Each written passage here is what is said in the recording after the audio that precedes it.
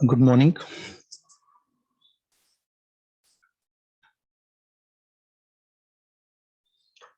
Previous class we finished with joint probability and joint probability distributions. Next, this is second part of this module, sampling theory. Here we come across three methods. Probably I may require 4 hours to finish this, 4 sessions. Sampling theory.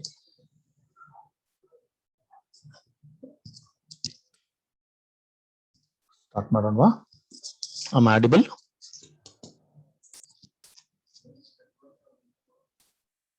Yes, sir. Okay, then.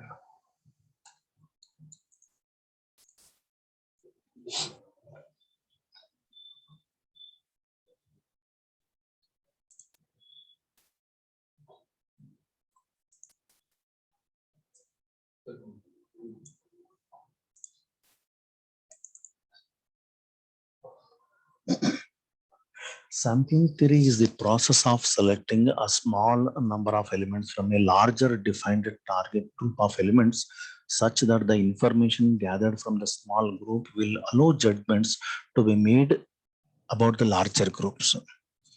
That large group, a large collection of individuals or attributes or characteristics or numerical data is called as a population or the universe.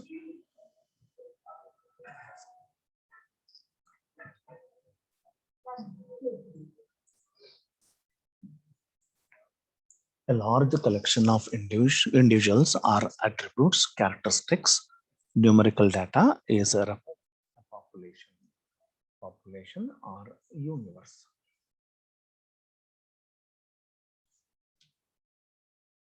A sample is a random selection of members of the population, or it is defined as a finite subset of the population or universe. It is called a sample.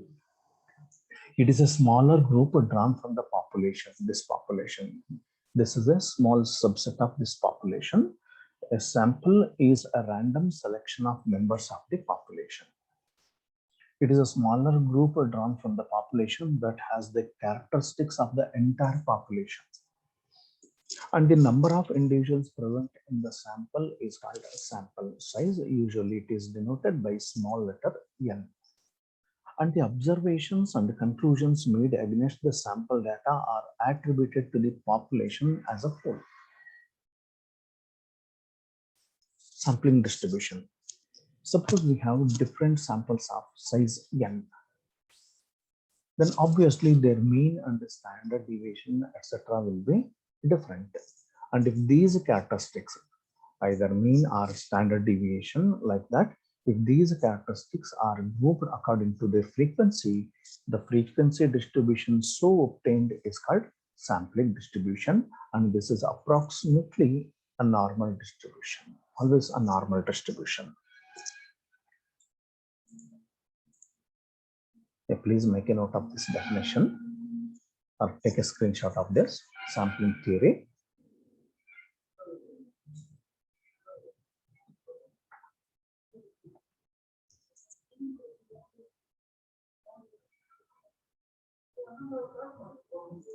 Testing hypothesis. Testing hypothesis is a process where we test an assumption regarding a population parameter. Our hypothesis is a decision-making statement which is true or false. There are two kinds of hypotheses. One is called null hypothesis and the other is called alternate hypothesis. The null hypothesis is a statement, this hypothesis. The null hypothesis is a statement about the population that either is believed to be true or is used to put forth an argument unless it can be shown to be correct beyond a reasonable doubt. Precisely saying, the hypothesis formulated for the purpose of rejection. This is a rejection for the purpose of rejection. Under the assumption that it is true is called a null hypothesis. It is denoted by H0. Usually in all textbooks, it is denoted by H0. And the alternate hypothesis is a hypothesis which is complementary to the null hypothesis. It is a claim about the population that it is contradictory to H naught. This one, H naught. For example, this is null hypothesis and H1 is alternate hypothesis. If this H naught is a statement equal, then H1 will be not equal or unequal. If H naught is the statement greater than or equal, then H naught will be, H1 will be less than. It is a contradictory statement to this statement, greater than or equal. If this is less than or equal, then this will be greater than. Contradictory statement to this statement. Testing hypothesis. Hypothesis is a decision-making statement which is true or false. Please make a note of this. Testing hypothesis.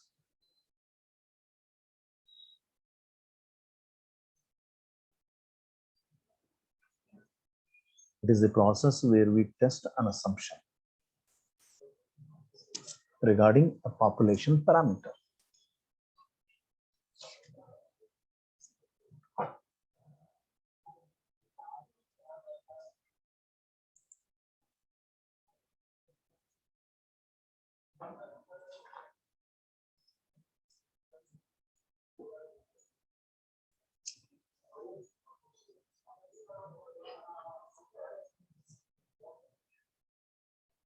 Errors.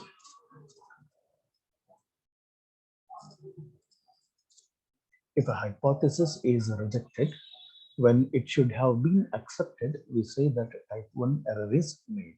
That means type 1 error occurs if we reject a null hypothesis that is actually true in the population. Such an error is called type 1 error. Type 1 error. It's an error occurs if we reject a null hypothesis that is actually true in the population. That is type 1 error. And type 2 error is an error that occurs if it fails to reject a null hypothesis that is actually false in the population. Therefore, if a hypothesis is accepted while it should have been rejected, we say that a type 2 error has been made. This particular definition is very important in examination point of view. Type 1 error and type 2 error.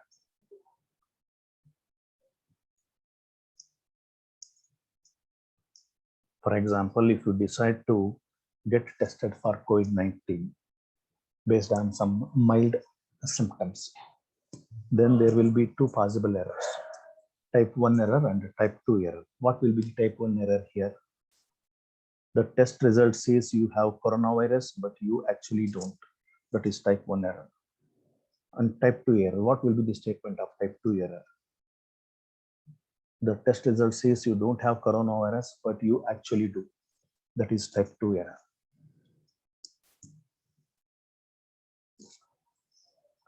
Next, critical region. Critical region. I write here critical region. It's a horizontal line, and this is the distribution, and this is the mean. It is symmetric about the mean. It is always like a normal distribution. X is equal to Z, or Z is equal to 0.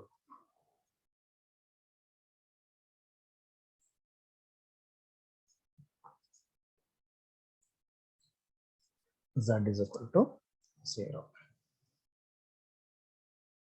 Suppose this is my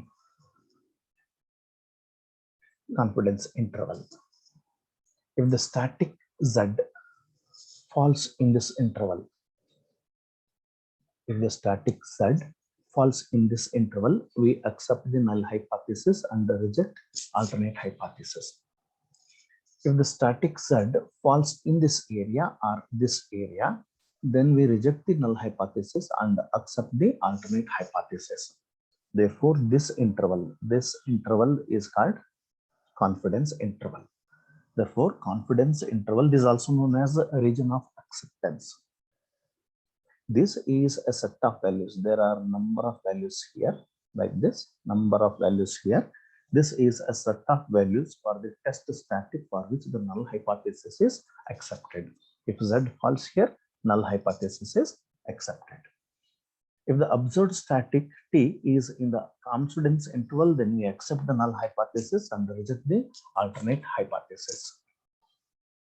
Confidence intervals can be calculated at different significant levels. Usually they are calculated at 5% and 1% level of significance. I'll show you.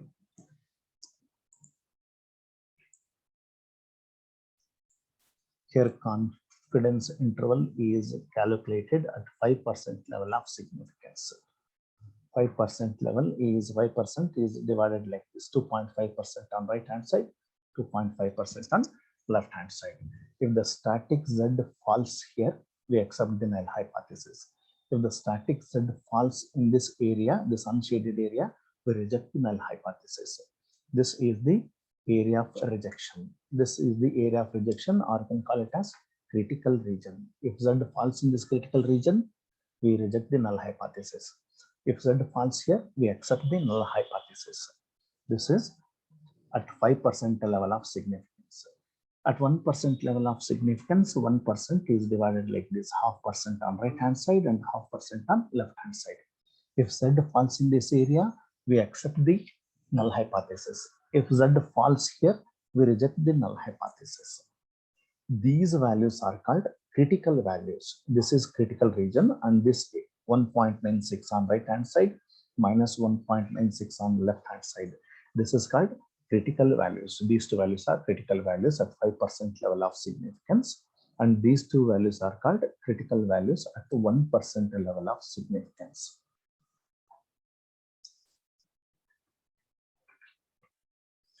If the extreme values to both sides of the mean are considered like this, this is the mean. If the extreme values to both sides of this mean are considered, this side as well as this side, such a test is called a two-tailed test. If the extreme values to only one side of the mean, so this is mean, if this extreme value is considered or this considered, only one side is considered, then such a test is called one-tailed test. I'll give you the values for this. First, you note on this. I'll give you the critical values at 5% level of significance and 1% level of significance.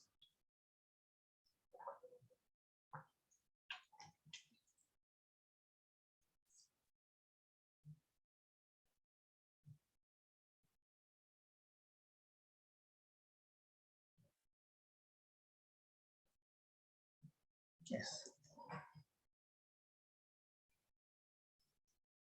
These are the critical values at 5% level of significance, and this is at 1% level of significance. If you consider one-tailed test, then this will be the critical value 1.645 one side and minus 1.645 on the other side. You consider either of these two values. We usually take this value 1.645 at 5% and 2.33 at 1%. This is with respect to one-tailed test. In case of two-tailed test, critical values are minus 1.6 and 1.96, minus 1.96 and 1.96 at 5% level of significance, and minus 2.58 and 2.58 at 1% level of significance. You just note on these values. I'll explain this while solving the problems.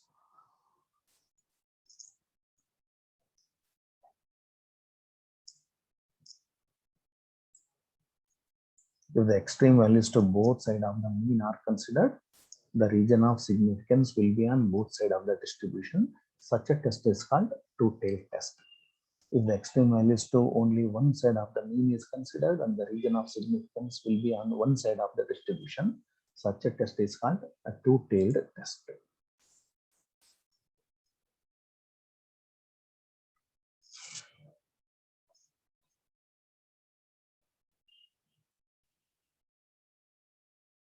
Testing of hypothesis of population mean.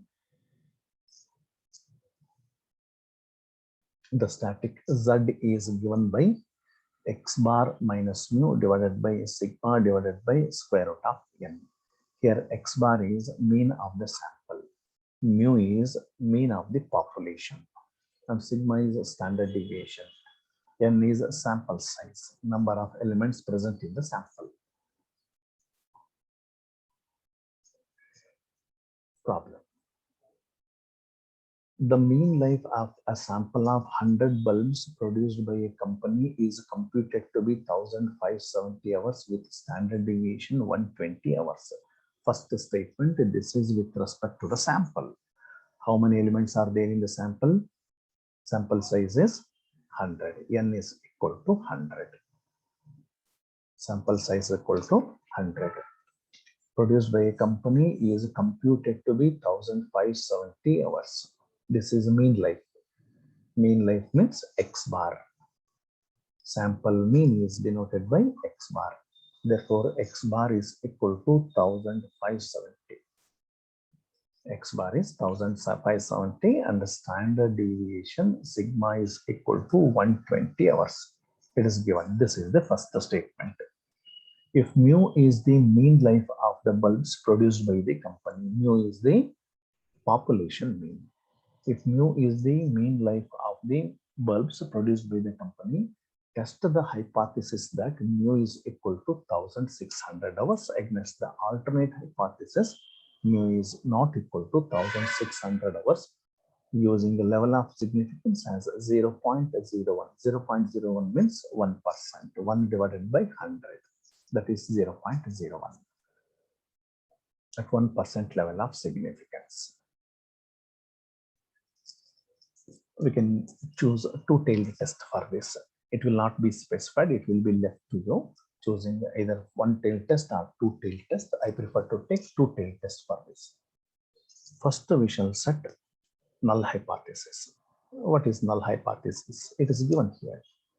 Test the hypothesis that mu is equal to 1600. Mu is equal to 1600. This will be the null hypothesis. Then its contradictory statement is denoted by H1, that is mu is not equal to 1600.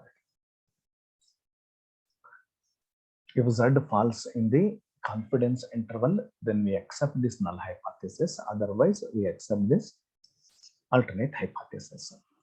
Let's calculate. Mu is equal to 1600, x bar is 1570, sigma is equal to 120, and n is equal to 100. Z is given by x bar minus mu divided by sigma divided by root n. Just substitute x bar. What is x bar? 1570 minus mu. Mu is 1600. Whole divided by sigma is 120. The square root of n will come to the numerator. That is square root of 100. Calculate this. Calculate this.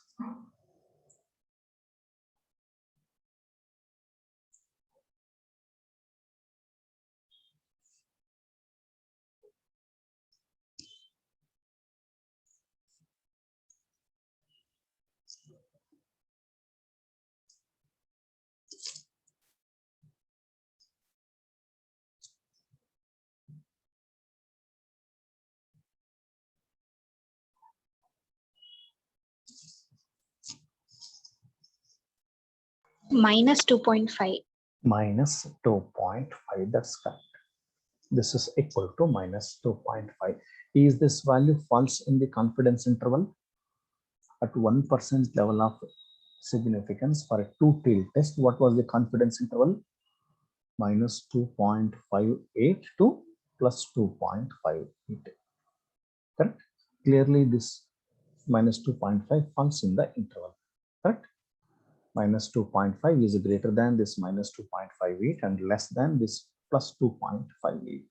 Therefore, it is in between these two values, minus 2.58 and plus 2.58.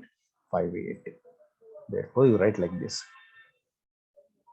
Modulus of Z is equal to plus 2.58 and this is less than, Modulus of Z is equal to 2.5 and this is less than 2.58. Therefore, the null hypothesis H naught, that is mu, is equal to 1600 is accepted. Is abstracted. Clearly, it lies in the confidence interval. Mod Z is equal to 2.5, which is less than 2.58. Therefore, null hypothesis is accepted. If it is greater than, mod Z is greater than 2.58, alternate hypothesis will be accepted. You make a note of this.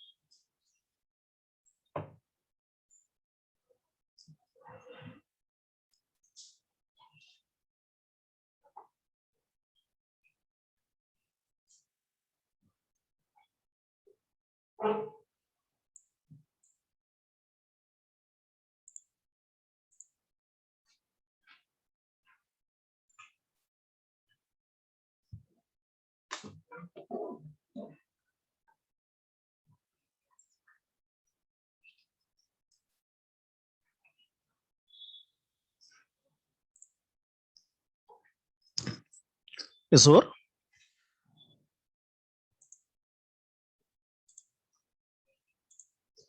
We can move to the next problem.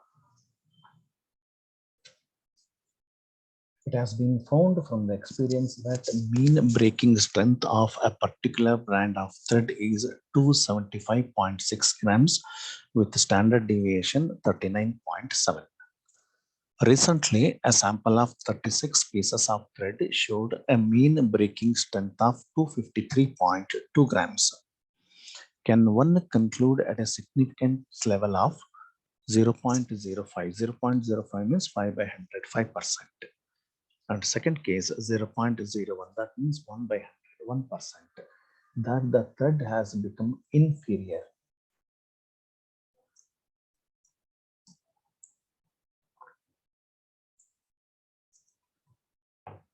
It has been found from the experience that the mean breaking strength of a particular brand of thread is 275.6. That means mean mu is equal to mean mu of the population is equal to 275.6 grams, and the standard deviation sigma is equal to 39.7. This is the statement. Recently, a sample of 36 pieces, therefore sample size n is equal to 36. Recently, a sample of 36 pieces of thread showed a mean breaking strength of 253.2. Mean of the sample is denoted by x bar. X bar is equal to 253.2. Can one conclude at a significance level of 5% and 1% that the thread has become inferior? First, let's establish null hypothesis and alternate hypothesis.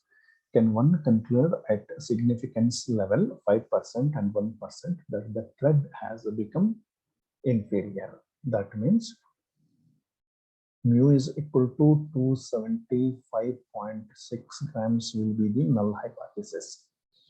Alternate hypothesis will be mu is inferior means less than this value, 275.6 grams. Inferior means less than this value, superior means greater than this value. Therefore, null hypothesis is 275.6 and alternate hypothesis is mu is less than 275.6. Let's test it. We choose one tail test. You can choose two tail test also. I prefer to choose one tail test. Z is equal to x bar minus mu divided by sigma divided by root n. We have all the values. X bar 253.2. minus mu is 275.6 divided by sigma. What is sigma? 39.7. And this root 10 will come to the numerator, square root of 36. That is 6.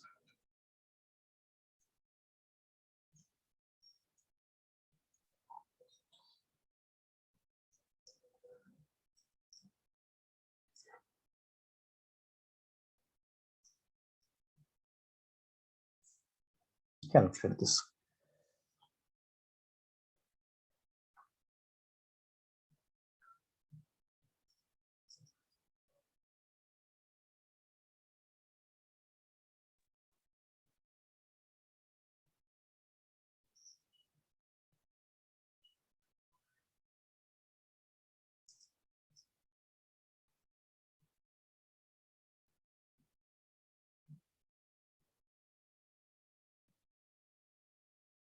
minus 3.38.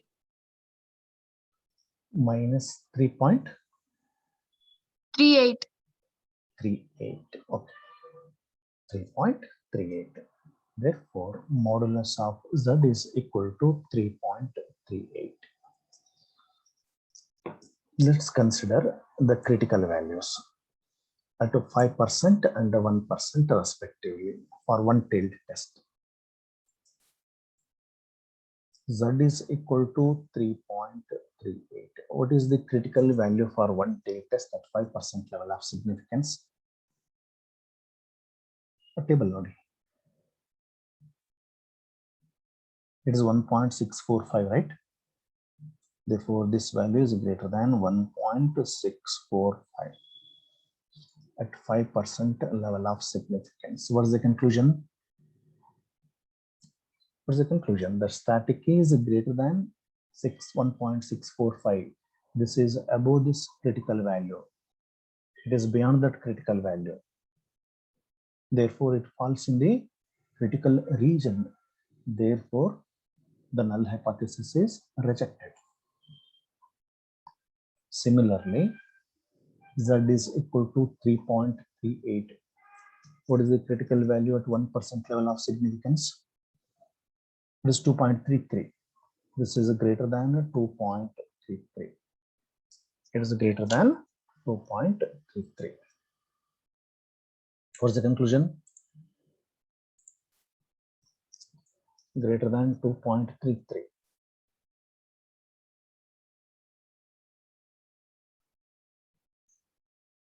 The curve is like this. This is the confidence interval, right? This is the confidence interval. That is 2.33. 3.58 is somewhere here. That means it is in the critical area. Therefore, H0 is rejected at 1% level of significance. Therefore, in both cases, H0 is rejected. Null hypothesis is rejected. Null hypothesis rejected means alternate hypothesis is accepted. H1 is accepted. So please make a note of this.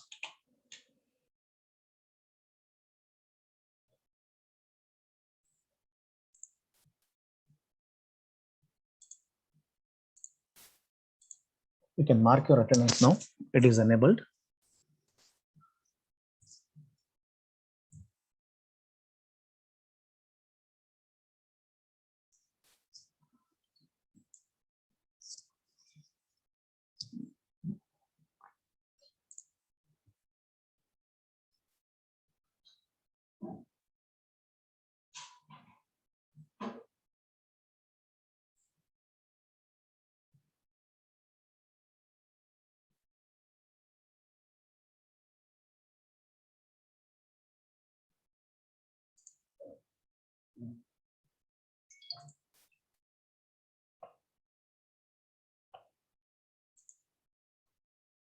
Next method.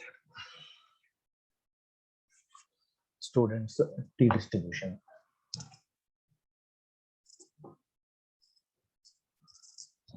This is to test the significance of sample mean. And sample is drawn from the population. That is known result.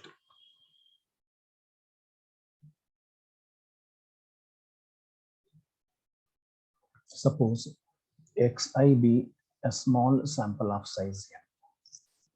Xi be small sample of size n drawn from the normal population. Then the static t is defined by p is equal to x bar minus mu divided by s divided by square root of n, where x bar is the mean of the sample, which is given by summation xi divided by n, and s is given by s square is equal to 1 divided by n minus 1. This quantity n minus 1 is called the degree of freedom into summation xi minus x bar whole square. This is the static t. Depending on this value of t, we make the conclusions. T is equal to x bar minus mu divided by s divided by square root of n. And this n minus 1 is called degree of freedom. We do not elaborate it. If the static t is greater than the table value at 5% level of significance, then the conclusion will be the difference between x bar and mu is significant at 5% level of significance, and therefore the hypothesis will be rejected. Similarly, at t greater than 1% of the table value, the difference between x bar and mu is said to be significant, and the hypothesis will be rejected. In such cases, alternate hypothesis will be accepted. If t is less than the table value at certain level of significance, then the data is said to be conformal or consistent with the hypothesis that mu is mean proportion, precisely saying we accept the hypothesis. If t is less than the table value, we accept the hypothesis. If t is greater than the table value, we reject the hypothesis. This is when there is one sample. What if there are two samples drawn from the population? If two samples are drawn from the population, then the static t is given by x1 bar minus x2 bar divided by s into square root of 1 over n1 plus 1 over n2. X1 bar is the mean of the first sample, x2 bar is the mean of the second sample, and s is given by either of these two expressions. S square is n1 s1 square plus n2 s2 square divided by n1 plus n2 minus 2, or s square is 1 divided by n1 plus n2 minus 2 into summation xi minus x bar whole square plus yj minus y bar whole square. Depending on the problem data, we choose either of these two expressions to find s square. If t is greater than the table value, we reject the hypothesis. Let's solve the problem. We will come to know what actually this t distribution is.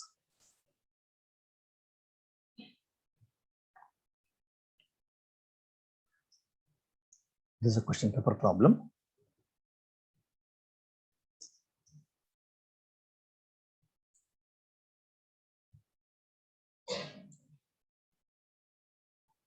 Ten individuals are chosen at random from a population, and their heights in inches are found to be 63, 63, 66, 67, 68, 69, 70, 70, 71, 71. Test the hypothesis that the mean height of the universe is 66 inches. Universe means population. Test the hypothesis that the mean height of the population, that means mu is equal to 66 inches. This is the table value. T is equal to 2.262 for 9 degree of freedom, because 10 set of values are given. Sample size is 10. N is equal to 10. Therefore, degree of freedom n minus 1 is 9. This will be specified in the examination also. T is equal to 2.262 for 9 degree of freedom. This is the table value. Mu is equal to 66 and n is equal to 10. Now we shall find x bar. X bar is given by 1 by n into summation x. You do this, summation x. Summation x is 63 plus 63 plus 66 plus 67 plus 68 plus 69 plus 70 plus 70 plus 71 plus 71 divided by n is 10. Calculate this.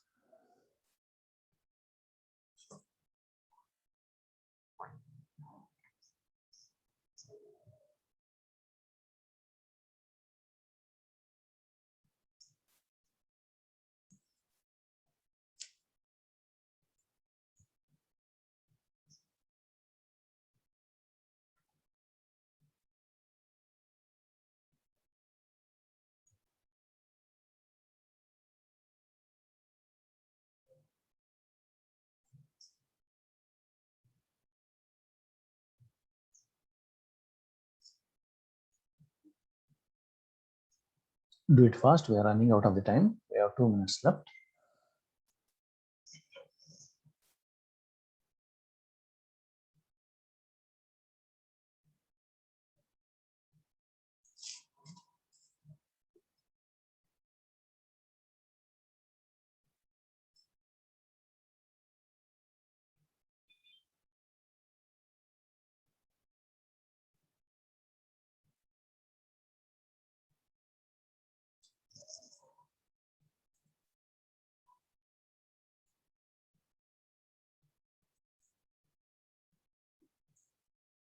Sixty-seven point eight.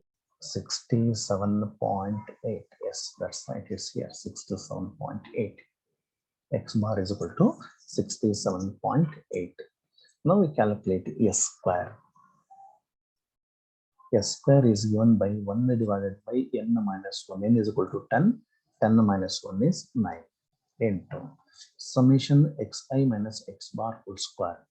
Xi is 63 minus x bar is 67.8 whole square plus next xi is 63 minus 67.8 whole square plus next xi is 66 minus 67.8 whole square plus, and it continues. Last term will be this one, 71 minus 67.8 whole square. Calculate this.